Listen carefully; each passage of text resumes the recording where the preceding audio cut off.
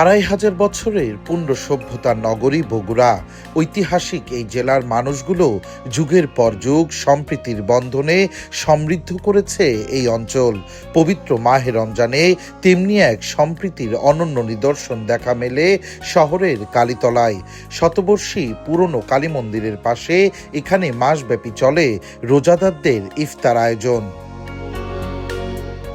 মাগরিবের আজান দেওয়ার সাথেই একপাশে যখন বাজতে থাকে মন্দিরের ঘণ্টা, শুরু হয় সন্ধ্যা আরতির প্রস্তুতি।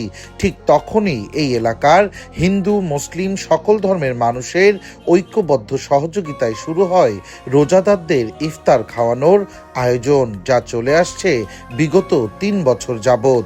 কোনোদিন মাংস দিয়ে বিরিয়ানি, কোনোদিন ডিম খিচুড়ি, আবার কখনো বা সাদা পোলাও, সাথে মৌসুমি ফল আর ইফতারের নানা পদ।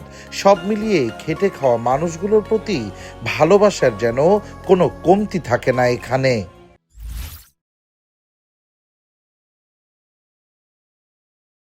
খাবার দিতে সুন্দর লাগছে। ইনশাআল্লাহ ভালো লাগলাম। আল্লাহ পাক যেন দোয়া রাখি হেমি অগদান দোয়া দেয় আল্লাহ পাক। আমরা গরিব মানুষ, আমাদের জন্য ভালোই করছে। আমরা ইফতারি কিনতে পাই না, তো এটি আসি ইফতারি করি, ভালোই করছে। আলহামদুলিল্লাহ, খুব ভালো। এটা করাতে অনেক গরিব লোক এখানে আহার করতে পারে। সম্প্রীতির বন্ধন স্থাপনের মাধ্যমে মানবিক এই কর্মসূচিটি পরিচালনা করছেন জনগণের সহযোগিতা ফাউন্ডেশন। 4 বন্ধু মিলে শুরু করা এই ফাউন্ডেশনের মাধ্যমে শুধু ইফতারি নয়, প্রতিদিন সড়কের দূরপাল্লার যাত্রী, রাতের শ্রমজীবী মানুষ, সড়কের পাশে আশ্রয় নেয়া সুবিধাবঞ্চিত মানুষ সহ প্রায় 3 শতাধিক মানুষের মাঝে বিতরণ করা হয় সেহরির খাবারও। আর এই রান্নার কর্মযজ্ঞ শুরু হয় প্রতিদিন সকাল থেকে। স্কুল কলেজ পড়ুয়া শিক্ষার্থী সহ মানবিক এই কাজে সহযোগিতা করছেন প্রায় 40 জন স্বেচ্ছাসেবী। আমাদের মূলত উদ্দেশ্য ছিল এখানে পথচারী হিসেবে এখানে ইফতারি করানো। এখন আসলে শুধু আমাদের ইফতারি না, এখন এমন একটা অবস্থা দাঁড়া হয়ে গেছে যে একটা মানুষের একবেলা আহার পর্যন্ত এখানে হয়ে গেছে। আমরা শেয়ারি দিতে গেলেও আমাদের জন্য ওই প্রত্যাশায় ওই মানুষগুলো বসে থাকে। আমাদের এখানে হিন্দু ধর্ম বর্ণ সব শেষেই 20-25 জন 30 জনের ঊর্ধ্বে আপনি এখানে হিন্দু পাবেন। আপনি পবিত্র মাহে রমজান উপলক্ষে, ইফতারি উপলক্ষে 40-50 জনের মতো আহার এখানে হয়।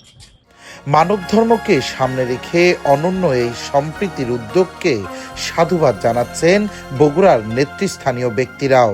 মন্দির রয়েছে, পাশেই মসজিদ রয়েছে, এখানে 2 ধর্মের মানুষ রয়েছে। পাশাপাশি অন্য যে ধর্মগুলো বাংলাদেশে আছে সে ধর্মের মানুষরাও এই ইফতারের এবং সেহরিতে অংশগ্রহণ করে। আজকে যারা ইফতার এবং সেহরির আয়োজন করতেছে তারা অবশ্যই ধন্যবাদ পাওয়ার যোগ্য। আমাদের ভিতরে কোনো দ্বিধা নেই, দ্বন্দ্ব নেই। এই সম্প্রীতির বাংলাদেশ পাওয়ার পেছনে এই সমাজের প্রত্যেক শ্রেণীর মানুষের অবদান রয়েছে। রমজানের ইফতার আর কালী পূজার আরতি 2 ধর্মের 2 আচার, কিন্তু বার্তা একটাই, সম্প্রীতি।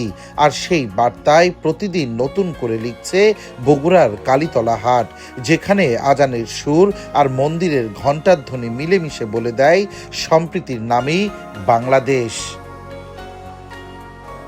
সঞ্জু রায়, দেশ টিভি, বগুড়া।